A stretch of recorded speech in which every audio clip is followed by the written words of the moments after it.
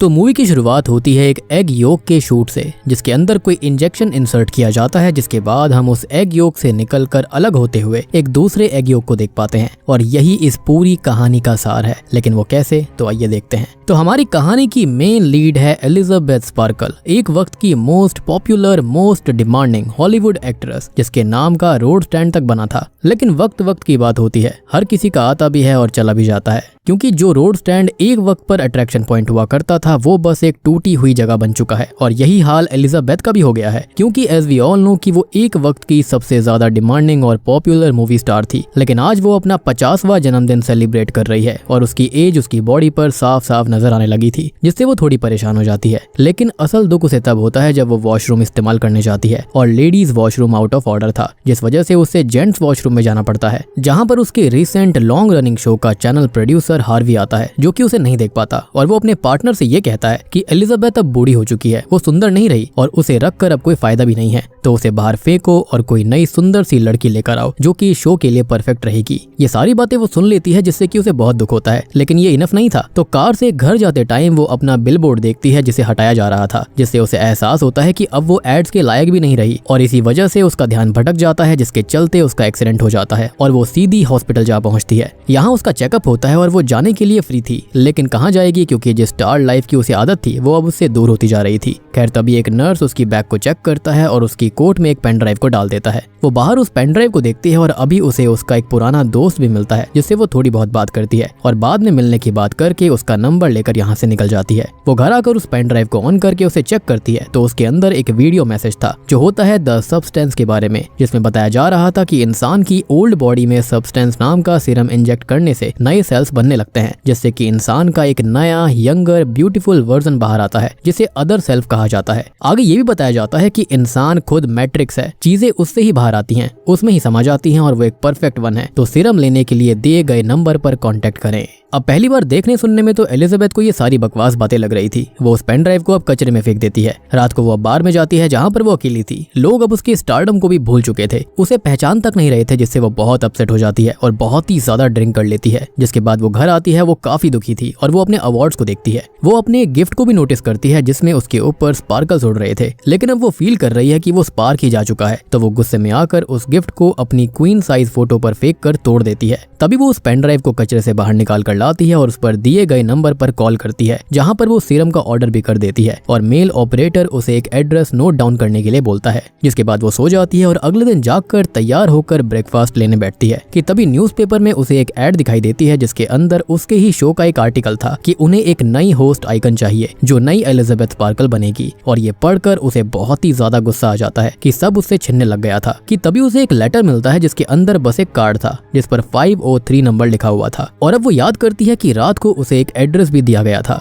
वो अब उस एड्रेस पर जाती है और वो बाहर से एक बेकार सी सस्ती सी जगह थी, लेकिन फैसिलिटी वाइज बहुत ही हाई टेक। वो अंदर जाती है जहाँ पर उसे एक कैबिन मिलता है जिसके अंदर ढेर सारे लॉकर्स थे और यहाँ पर सभी लॉकर्स इवन मेन गेट उस पर्टिकुलर नंबर वाले कार्ड से ही ओपन होता है, यानी कि वही 503 वाला। जिसके पास जो नंबर होगा वो उसी को ओपन कर सकता है और किसी और को नहीं। यहाँ पर वो दो लॉकर्स को देखती है, एक पर अलग नंबर था और एक पर उसका नंबर था। तो वो अपने नंबर वाले लॉकर को ओपन करती है और बॉक्स को कलेक्ट कर लेती है। वो उस बॉक्स को अपने घर पर लाकर ओपन करती है, जिसमें उसे 3 अलग अलग सेट्स मिलते हैं। एक एक्टिवेटर होता है जिसे एक ही बार लेना था, दूसरा स्टेबलाइजर होता है जिसे रोज लेना है और थर्ड होता है स्विच, मतलब कि हफ्ते के 7 दिन वो रहेगी अदर सेल्फ और अगले 7 दिन रहेगी मैट्रिक्स, मतलब मेन बॉडी या फिर मेन पर्सन। साथ ही साथ अदर सेल्फ और मैट्रिक्स के लिए अलग अलग तरह का फूड भी दिया जाता है। बट ये फूड क्यों है अभी समझ नहीं आया होगा, लेकिन हमको ये थोड़ी देर में समझ आएगा। सिंपल सी बात है कि हफ्ते के 7 दिन में ये जो नई वाली एलिजाबेथ होगी वो बाहर रहेगी और 7 दिन वो जो ओल्ड वाली है। तो एलिजाबेथ अपना मन बना चुकी होती है कि अब उसे अपना स्टारडम वापस चाहिए था, जिसके चलते वो खुद के अंदर द सब्सटेंस को इंजेक्ट कर लेती है और कुछ ही पलों में वो तड़पने लगती है। तभी हम उसकी बॉडी के अंदर एक हलचल, एक उथल पुथल को देख पाते हैं और फाइनली वो ब्लैंक पड़ जाती है। और जब वो अपनी आंख खोलती है तो उसकी बॉडी सामने पड़ी हुई थी, जिसकी बैक बिल्कुल फटी हुई थी, जिसको देख देखकर वो बहुत परेशान हो जाती है और वो उठकर खुद को आईने में देखती है तो वो 25 से 30 साल की यंग लड़की के रूप में खुद को पाती है और यही है द अदर सेल्फ जो कि एलिजाबेथ के अंदर से बाहर आई है।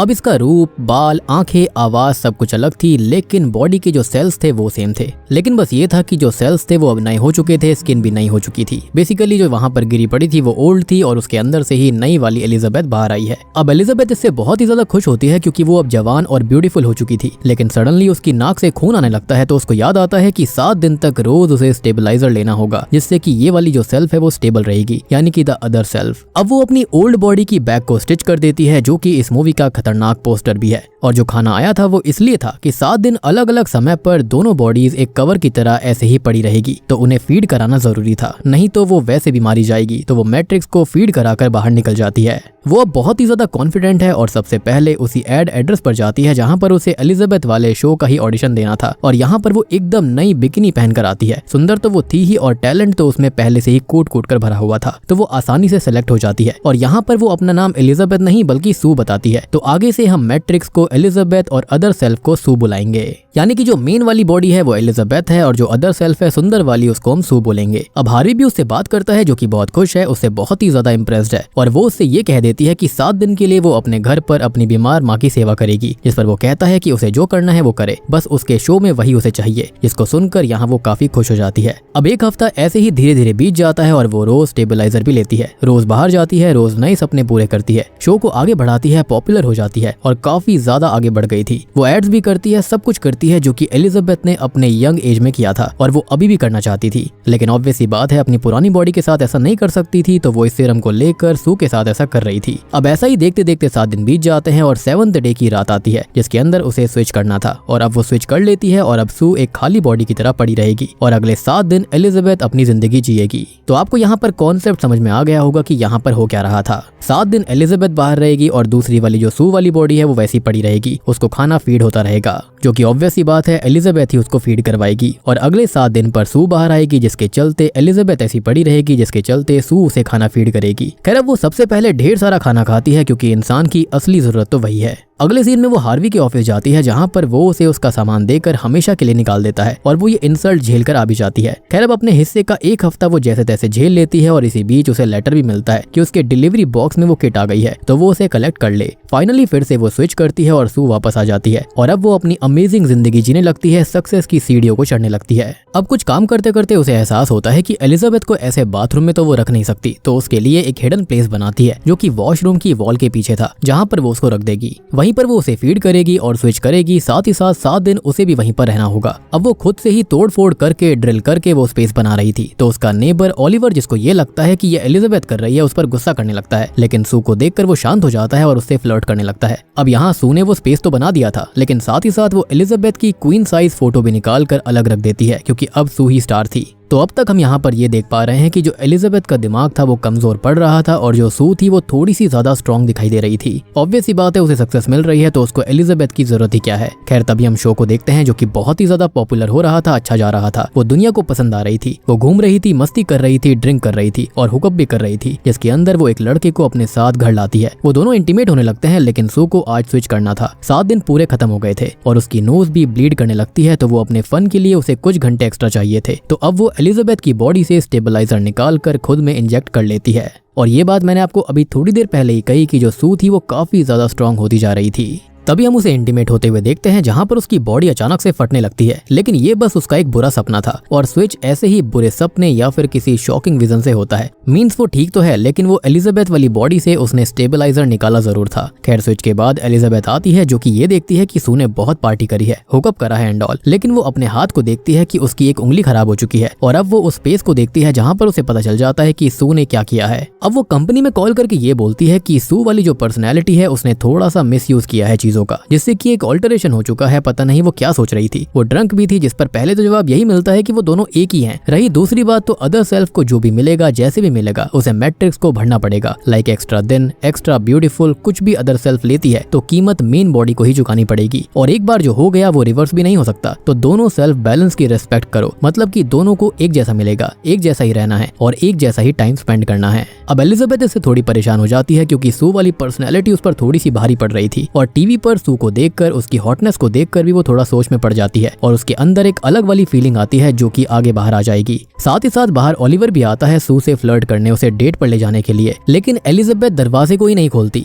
अब यहाँ पर एक हफ्ता बीत चुका था और वो फिर से डिलीवरी किट लेकर आती है, यानी कि ये डिलीवरी किट हर हफ्ते आया करती थी और वो थोड़ी सी परेशान होती है, थोड़ा अलग सा फील कर रही होती है। तभी वो एक कैफे में जाती है जहाँ पर उसे एक बूढ़ा व्यक्ति मिलता है जो कि उससे कहता है कि ये पीरियड बहुत लंबा लगता है और ये बात वो उससे क्यों बोल रहा है, तो वो उसके हाथ के बर्थ मार्क से समझ जाती है कि ये आदमी वही यंग नर्स है जिसने उसे द सब्सटेंस के बारे में बताया था और ये ओल्ड सेल्फ असल में उसका मैट्रिक्स है, यानी कि उसकी मेन बॉडी है। वो उससे ये कहती है कि वो उसे फॉलो क्यों कर रहा है, जिस पर वो कहता है कि वो बस देखना चाहता है कि चीजें कैसी जा रही हैं। वो आगे बताता है कि अब याद रखना भी मुश्किल होता है कि क्या ये रूप मतलब कि मेन बॉडी सच में एग्जिस्ट करने लायक है भी या फिर नहीं, क्या उसे एग्जिस्ट करना भी चाहिए, और इन बातों पर परेशान होकर वो जाने लगती है। वो उससे ये कहता है कि क्या उसकी अदर सेल्फ ने उसे खाना शुरू कर दिया है, मतलब निगलना शुरू कर दिया है या फिर नहीं, और ऐसी चीज हो भी रही थी। आपको याद भी होगा कि सू ने मेन बॉडी यानी कि एलिजाबेथ की बॉडी से स्टेबलाइजर निकाल लिया था। खैर अब वो घर आती है और रास्ते में उसे सू का वो हुकअप पार्टनर भी मिल जाता है, जिससे वो सू से थोड़ी सी जेलस होती है क्योंकि वो काफी स्मार्ट था। खैर अब वो घर आकर अपने उसी दोस्त से बात करती है जिसका नाम फ्रेड होता है। जब वो एक्सीडेंट के दौरान वहां से बाहर आ रही थी तो वो उसको अपना नंबर देकर गया था। वो उससे बात करती है और वो उसका दीवाना है, जिससे वो खुश होती है और वो शाम को मिलने का डिसाइड करते हैं। अब शाम को तैयार होकर वो जाने लगती है, लेकिन बार बार वो खुद को देखकर सू को देखकर कंपेयर करने लगती है कि सू तो बहुत ही ज्यादा सुंदर है और वो तो इतनी सुंदर भी नहीं रही। तभी वो मेकअप भी करती है, हॉट ड्रेस भी पहनती है, लेकिन बार बार वो जलन, वो इंफीरियोरिटी कॉम्प्लेक्स उसे परेशान कर रहा था, जिससे फाइनली परेशान होकर वो घर पर ही बैठ जाती है और रात भर फ्रेड उसका इंतजार करता ही रह जाता है। अब अगले दिन एलिजाबेथ सू से स्विच कर लेती है तो उसे नाइटमेयर आता है कि शूट में उसकी बैक पर एक बम्प आ चुका है, और जब वो चेक करती है तो उसके अंदर से एक चिकन लेग पीस बाहर आता है और इसी शॉकिंग ड्रीम से वो स्विच में जागती है, लेकिन शायद ये सच भी था। अब वो बाहर जाकर देखती है तो बाहर बस हर जगह खाना पड़ा हुआ था, क्योंकि एलिजाबेथ अब कुछ करती ही नहीं थी, वो घर पर ही पड़ी रहती, खाती रहती थी। सू भी कंपनी में कॉल करके बोलती है कि वो अपनी लाइफ एंजॉय भी नहीं कर पाती, उसे टाइम कम पड़ता है। वहीं पर एलिजाबेथ अपना पूरा हफ्ता ऐसे ही वेस्ट कर देती है, ऐसे बैलेंस अच्छे से नहीं चल रहा है, जिस पर उसे भी सेम जवाब मिलता है कि वो दोनों एक ही हैं और ये उन दोनों को ही डिसाइड करना होगा। खैर अब ये सेम चीज सुनने के बाद वो फ्रस्ट्रेट होकर सीधा शूट पर जाती है, जहां पर उसे हार्वी बताता है कि शो हिट हो चुका है, उसे प्रमोशन मिल रहा है, साथ ही साथ उसे कुछ नया काम, बेटर मनी और बहुत सारा स्टारडम मिलने वाला है। साथ ही साथ सबसे बड़ा शो होगा न्यू ईयर ईव पर और उसे भी वही होस्ट करेगी, और ये सुनकर सू बहुत खुश हो जाती है। खैर अब उसके पास काम है, स्टारडम भी आने वाला है, लेकिन इसके लिए उसे थोड़ा और वक्त चाहिए। तो कभी उसने कुछ घंटे लिए थे, लेकिन अब वो कुछ एक्स्ट्रा दिन लेती है और एलिजाबेथ के अंदर से वो स्टेबलाइजर निकाल कर वो एक्स्ट्रा दिन मैनेज करती है। फाइनली जब एलिजाबेथ स्विच होती है तो उसका एक पैर, एक हाथ, आधा चेहरा और पूरे बाल खराब हो गए थे। लाइक वो अपने उन पार्ट्स में एज पीक कर चुकी थी, और ऐसा समझो कि बॉडी 50 साल की थी तो बाकी वाले जो पार्ट्स थे ना वो 70 से 75 साल की लेडी के हो गए थे। अब वो कंपनी में कॉल करती है कि सू उसका एक्स्ट्रा टाइम चुरा रही है, और सीधा समझा जाए तो वो उसकी एज को ही चुरा रही है। और यही सेम चीज उस नर्स ने भी उसको कही थी कि कहीं उसकी जो दूसरी बॉडी है यानी कि जो सू है वो उसको खा तो नहीं रही है, और उसका मतलब यही एग्जैक्ट था। शायद से उस नर्स की जो जवान बॉडी थी वो भी सेम ऐसा ही कर रही होगी। वो कंपनी के अंदर ये बोलती है कि जो सू है वो बिना कुछ सोचे समझे, अंजाम की परवाह किए बिना इतनी ज्यादा सेल्फिश बन रही है। तो इस पर कंपनी से ये जवाब आता है कि वो चाहे तो यहीं पर रुक सकती है, लेकिन जो हो गया वो वापस नहीं मिलेगा। लेकिन यहाँ पर वो ऑलरेडी काफी कुछ खो चुकी थी, और नई जिंदगी जो कि सू की है, जिसे एक तरह से वही जी रही है, वो भी चली जाएगी। तो इसके लिए वो मना कर देती है, यानी कि वो फिर से चीजों को कंटिन्यू करना चाहती थी। अब शाम को वो घर पर टीवी देखती है, जहाँ पर आज सू का ही इंटरव्यू आ रहा था, और उसे अब मूवी मिलने वाली थी और वो हिट हो गई है, और इस चीज से एलिजाबेथ को जलन होती है। साथ ही साथ सू भी इंटरव्यू के अंदर एलिजाबेथ को आउटडेटेड बोल रही थी, उसकी थोड़ी बुराई भी कर रही थी, थोड़ा क्रिटिसाइज कर रही थी। ऑब्वियस सी बात है, सब उससे भी कंपेयर उसे कर रहे थे। और यहाँ पर ये सब सुनकर एलिजाबेथ का गुस्सा बढ़ता जाता है, उसके सू की तरफ से उसकी जलन बढ़ती जा रही थी। और हार्वी ने उसे एक गिफ्ट भी दिया था, जो कि एक रेसिपी किताब थी, जिसको देखकर वो गुस्से में, फ्रस्ट्रेशन में, जलन में पता नहीं क्या क्या बनाने लगती है। वो अब आईने के सामने जाकर कहती है कि सू ये बोल रही थी कि उसकी ब्यूटी का सीक्रेट है कि वो खुद की तरह जीती है, जबकि सच तो ये है कि ब्यूटी वो एलिजाबेथ से चुरा रही है। वो गुस्से में, जलन में पागल सी हो जाती है, और जब सू स्विच होती है तो वो भी इस चीज से बहुत गुस्से में भर जाती है और फैसला कर लेती है कि वो कैसे भी वापस नहीं जाएगी, यानी कि अब वो सू बनकर ही रहेगी। वो एलिजाबेथ की बॉडी से ढेर सारा स्टेबलाइजर फ्लूइड निकाल लेती है और पूरा ही निचोड़ लेती है, और ऐसा करते करते उसके 3 महीने बीत गए थे। और अब फाइनली 30 दिसंबर आता है, और 31 दिसंबर को उसका न्यू ईयर ईव शो था। आज वो घर पर आराम कर रही होती है, अपने बॉयफ्रेंड के साथ होती है, कि तभी उसकी नाक से खून आने लगता है, मतलब कि अब उसे और फ्लूइड चाहिए था, लेकिन वो तो ऑलरेडी सारा खत्म हो चुका था। उसने यहाँ पर शायद एलिजाबेथ को फीड भी नहीं किया था। खैर अब वो आगे जाती है तो एलिजाबेथ की बॉडी के अंदर कोई भी फ्लूइड मौजूद नहीं था। वो कंपनी में कॉल करती है तो वो कहते हैं कि उसे स्विच ही करना होगा, और यही एक ऑप्शन है फ्लूइड साइकिल को रीसेट करने का।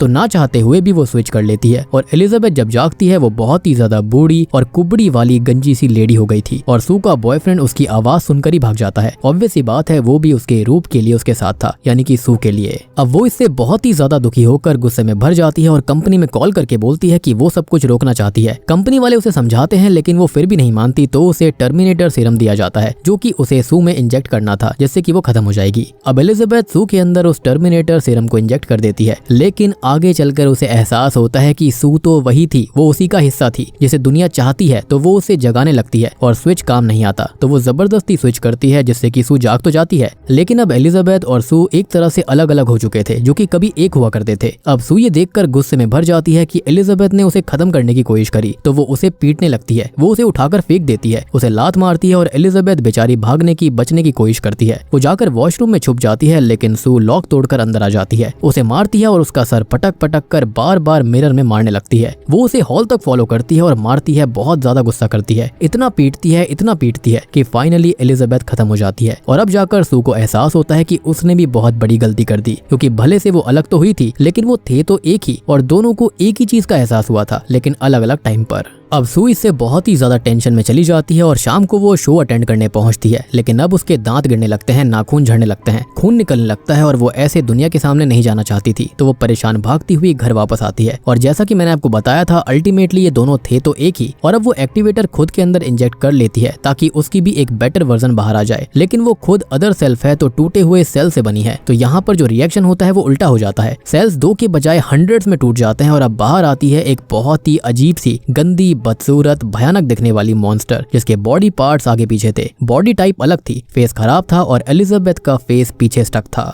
जो कि ये दर्शाता है कि जब एक व्यक्ति काफी सुंदर होता है, उसके पास स्टारडम होता है या फिर वो बहुत ही अच्छा रहता है, और उसके बाद जब उसकी एज होती है तो उसके अंदर ये कई सारे रूप फंस कर रह जाते हैं, यानी कि वो अपनी ही सोच में जीता रहता है कि मैं कैसा था और मैं कैसे जी रहा था, लेकिन अब मेरी जिंदगी कैसी हो गई। बेसिकली वो ओल्ड एज को एक्सेप्ट नहीं कर पाते हैं और यही इस मूवी का सार है। यही हमको यहाँ पर समझाने की कोशिश करी गई है कि जो एलिजाबेथ की सोल थी अंदर से, वो कैसे स्टक होकर रह गई थी। और यहाँ पर जो बहुत सारी अलग अलग डिफॉर्मिटीज थी वो ये भी दर्शाता है कि उसके मन में कैसी कैसी फीलिंग्स चल रही थी। खैर अब वो ऐसे ही तैयार होती है और अपने फेस को छुपाने के लिए वो एलिजाबेथ की क्वीन साइज फोटो का फेस अपने पर चिपका लेती है और तब स्टूडियो जाती है। यहाँ पर वो जैसे ही सबके सामने आती है, सब घबरा जाते हैं, डर जाते हैं, और उसके सेल्स भी अभी बन रहे थे। और जैसा कि मैंने आपको बताया कि ये सेल्स बहुत ही ज्यादा डिफॉर्म्ड थे, यानी कि ऑलरेडी डिफॉर्म्ड सेल्स के अंदर से और सेल निकल रहे थे, तो उसके सेल अभी भी बन रहे होते हैं। कभी कोई हाथ पेट से निकल रहा था, कभी कोई ब्रेस्ट जो होती है वो फेस से बाहर आ रही थी। सब उससे बहुत डरने लगते हैं और उस पर अटैक कर देते हैं, लेकिन उसका सर फटने पर नया सर आ जाया करता, यानी कि सेल्स यहाँ पर बार बार बन रहे थे। और अब उसके वुंड से खून की बौछार शुरू हो जाती है, जिससे पूरे लोग, पूरा स्टूडियो, सब कुछ भीग जाता है। और अब वो यहाँ से बाहर आ जाती है और उसकी बॉडी फटने लगी थी, तो वो सड़क पर गिरकर फट जाती है और जिंदा बचता है तो सिर्फ एलिजाबेथ का फेस। और ये उसकी वो सोल थी जो कि जिंदगी से लड़ना चाहती थी, लेकिन उसने नई जिंदगी और नई ब्यूटी के लिए ऐसा कर दिया। यानी कि एलिजाबेथ अभी भी अपनी 50s में थी, वो चाहती तो अपने ऑलरेडी कमाए हुए पैसे से अच्छी खासी जिंदगी बिता सकती थी। उसके पास उसका दोस्त फ्रेड भी था जो कि उसका काफी बड़ा फैन था, वो उसके साथ भी अपनी जिंदगी बिता सकती थी, एंजॉय कर सकती थी, लेकिन उसने डिसाइड किया वो करने का जो कि कोई भी नहीं कर पाया है, यानी कि अपनी एज को ही रोक देना। और अगर वो बैलेंस करके चलती तो शायद फिर भी बच सकती थी, लेकिन देखो यहाँ पर उसकी सोच ने क्या कर दिया, यानी कि सू भी तो अल्टीमेटली उसकी ही एक सोच का हिस्सा थी। खैर अब ये जो बचा हुआ फेस होता है एलिजाबेथ का, वो रेंग कर उस नेम स्टैंड तक जाता है जहाँ पर उसके नाम से ही वो स्टैंड बना था, और वहाँ पर वो लास्ट वही स्पार्कल्स इमेजिन करती है, लाइफ इमेजिन करती है, और फाइनली वहीं पर पिघल कर खत्म हो जाती है। यानी कि जहाँ से सब कुछ शुरू हुआ था वहीं आकर वो अंत हो गया। खैर अगले दिन वहाँ से खून साफ हो जाता है और एलिजाबेथ अब खत्म हो चुकी थी, और बस जो बचा था वो था उसका नाम। और बूम, इसी के साथ में द सब्सटेंस मूवी यहीं पर खत्म हो जाती है। तो दोस्तों ये थी द सब्सटेंस फिल्म की कहानी, और उम्मीद करता हूँ कि आपको स्टार्टिंग वाले सीन का मतलब समझ आया होगा, जहाँ पर एक एग योक से दूसरा एग योक निकल रहा था। यानी कि यहाँ पर दर्शाने की कोशिश करी गई थी कि जो एलिजाबेथ है और जो सू है वो एक ही थे, लेकिन उनकी सोच फिर भी अलग अलग हो गई थी। या फिर ये कहें कि जो सू थी उसकी सोच जवानी वाली एलिजाबेथ की जैसी थी, जिसके चलते उसने यहाँ पर एलिजाबेथ को ही खत्म करने की कोशिश करी। फिर एलिजाबेथ ने जेलसी में आकर सू को खत्म करने की कोशिश करी। तो ऐसे ही यहाँ पर चीजें चल रही थी, लेकिन अल्टीमेटली देखो दोनों ही खत्म हो गए। अब जो एलिजाबेथ थी ना, ना, वो चाहती तो इजीली अपने 50s में आराम से रह सकती थी। उसके पास काफी पैसा भी था और जो स्टारडम था वो तो उसके पास था ही। अब देखो ऑब्वियस सी बात है, जो जवानी में कोई भी एक्टर होता है या एक्ट्रेस होती है, उसकी जो पॉपुलैरिटी उस वक्त होती है वो उसके बाद 30 साल बाद नहीं रहती। ये बहुत ही रेयर केसेस में होता है और फिर अपने हिसाब के यानी कि अपनी उम्र के हिसाब से रोल करने पड़ते हैं। अब सोच कर देखो कि कोई एक्टर है जो कि 20 साल में रोमांटिक मूवीज किया करता था, अब वो 60 साल की उम्र में सेम चीज करना चाहता हो, वो पॉसिबल नहीं है। और अगर ऐसा करेगा भी या फिर ऐसा करेगी भी तो वो उस पर सूट नहीं करेगा। तो इसके चलते एलिजाबेथ को अपने फेट को एक्सेप्ट कर लेना चाहिए था। और जो उसने सीरम यहाँ पर लगाया वो भी उसके लालच को दिखाता है, इंसान के अंदर के लालच को दर्शाता है कि इंसान कैसे किस हद तक जा सकता है। अदरवाइज अगर वो एक एक हफ्ते करके दोनों आराम से अपनी जिंदगी को जीते तो वो बहुत लंबा जी सकते थे। और यहाँ पर यह भी दिखाने की कोशिश करी गई है कि एलिजाबेथ के अंदर से जो सू बाहर आई थी वो अल्टीमेटली एलिजाबेथ यानी कि मेन बॉडी की ही एज को ले रही थी, लेकिन काफी धीरे धीरे करके, जिससे कि वो आने वाले शायद 10 साल या 15 साल तक आराम से दोनों जिंदा रह सकते थे और काफी ज्यादा वो पैसा भी कमाते, एंजॉय भी दोनों कर सकते थे। लेकिन एलिजाबेथ ये नहीं सोच पा रही थी कि जो कुछ सू कर रही है वो उसकी ही अल्टीमेटली बॉडी है, तो उसको यही सोचकर खुश रहना चाहिए था कि ये सब कुछ जो कर रही है वो खुद ही कर रही है, ना कि वो कोई दूसरी लेडी है। लेकिन ऑब्वियस सी बात है, एलिजाबेथ ये सब खुद करना चाहती थी, उसके अंदर जलन की भावना शुरुआत से थी। बाकी अब ये जो कंपनी है, ये जो हाईटेक सीरम वगैरह दे रहे हैं, ये क्यों दे रहे हैं ये भी नहीं पता। हो सकता है कि इनके हाथ कोई एलियन टेक लगा होगा जिसके चलते ये इंसानों पर एक्सपेरिमेंट्स कर रहे होंगे। बात रही उस नर्स के बारे में, तो शायद से वो काफी अच्छे से इस चीज को मैनेज कर पा रहा था, लेकिन वो भी इस चीज को समझ गया था कि हाँ, ये जो यंगर सेल्फ होता है वो अपनी ही मेन बॉडी को खाने लगता है। और यही चीज उसने एलिजाबेथ से भी पूछी थी। शायद से वो भी इस चीज को फेस कर रहा होगा और कहीं ना कहीं वो रुक गया होगा, तभी तो वो वहां पर अपने ओल्ड सेल्फ में था। माइट भी उसने अपने यंगर वर्जन को ये टर्मिनेशन वाला सीरम दे दिया होगा ताकि वो जितनी जिंदगी जीना चाहता है उतनी तो एटलीस्ट जी ले। क्योंकि आपने देखा होगा कि एलिजाबेथ की जिंदगी अभी एटलीस्ट 20 साल तो थी, लेकिन वो यहाँ पर देखो कितनी जल्दी खत्म हो गई। बात रही कि अंत में वो जो डिफॉर्म वर्जन था एलिजाबेथ का, वो यही दर्शाता है कि उसकी सोल तो कहीं ना कहीं चाहती थी जिंदा रहना, लेकिन उसके अंदर जो जलन की भावना थी, सेल्फिशनेस थी, उससे वहां पर वो डिफॉर्मेशन पैदा हुए थे। या फिर ये कहें कि इंसान के अंदर के जो सेंस होते हैं वो उनको दर्शाता है। तो उम्मीद करता हूँ कि अब आपको ये मूवी अच्छे से समझ में आ गई होगी।